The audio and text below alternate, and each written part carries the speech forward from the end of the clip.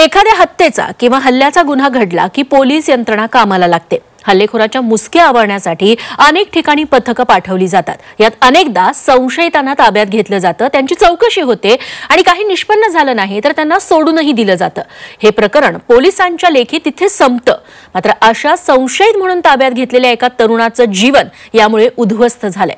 व्यथा मांडताना हा तरुण काय म्हणाला बघूया।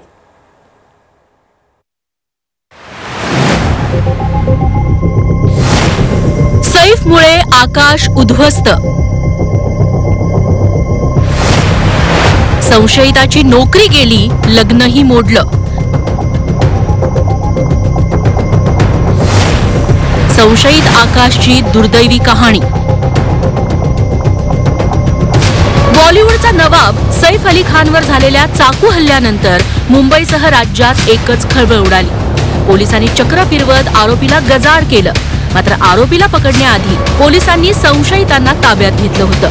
मात्र आता त्यातील एक संशयित असलेल्या आकाशचं मात्र यामुळे आयुष्य उद्ध्वस्त झालंय। सैफच्या हल्ल्यानंतर आकाश कनोजी या नावाच्या तरुणाला संशयित म्हणून ताब्यात घेण्यात आलं। चौकशीनंतर त्याला सोडूनही देण्यात आलं। मात्र याचा परिणाम असा झाला की यामुळे आकाशचं ठरलेलं लग्न मोडलंय आणि त्याला नोकरीवरूनही काढून टाकण्यात आलंय। छत्तीसगढ़मधल्या एका गावातून त्याला ताब्यात घेण्यात आलं होतं। नहीं सर, मेरी कुछ गलती नहीं है, वो खाली पूछताछ के लिए लेके आए थे, बस छोड़ दिए। नहीं सर, मेरी कुछ गलती नहीं है, वो खाली पूछताछ के लिए लेके आए थे, बस छोड़ दिए। झी 24 तासशी बोलताना आकाशच्या आईनं त्याला नोकरी मिळावी अशी अपेक्षा व्यक्त केली। फोटो वायरल हुआ उसका, फोटो वायरल हुआ और वो जो पेपर ऊपर में छपा है, न्यूज में देखा गया है, यूट्यूब में देखा है। मैं अभी यही बोलती हूँ कि उसका सब हटाया जाए उसमें से, और उसके साथ जो नहीं किया है वो उसको कुछ भी, मतलब उसका जो नौकरी है, उसका जो शादी तो थोड़ा तो दूसरे हम देख लेंगे, मगर नौकरी उसको मिलने को चाहिए। ते आरपीएसनी काय सांगितलं, मुंबई पोलिसनी आम्हाला फोटो पाठवलाय। त्यानंतर ते फोटो बघून त्याला उतरला ट्रेन मधून, बरोबर। त्याच्यानंतर आरपीएसनी घेऊन गेला स्टेशन मध्ये। ते बोलले मुंबई पोलीस येणार, त्याच्यानंतर त्याला देणार।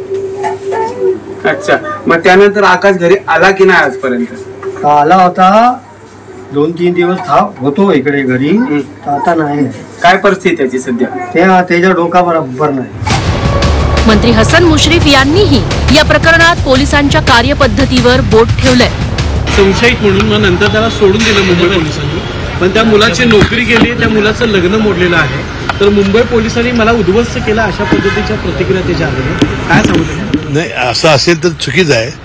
पोलिसांनी आता पुन्हा त्याची नोकरी विक्री मिळवण्याचा प्रयत्न पोलिसांनी केला पाहिजे। चूक चूकच असते, मग ती कुणाचीही असो। पोलिसांच्या चुकीमुळे एका तरुणाचं आयुष्य उद्ध्वस्त झालंय। न्याय द्या अशी मागणी आता आकाश करतोय। त्याला न्याय मिळतो का हे पाहणं महत्त्वाचं ठरणार आहे। ब्युरो रिपोर्ट, झी 24 तास।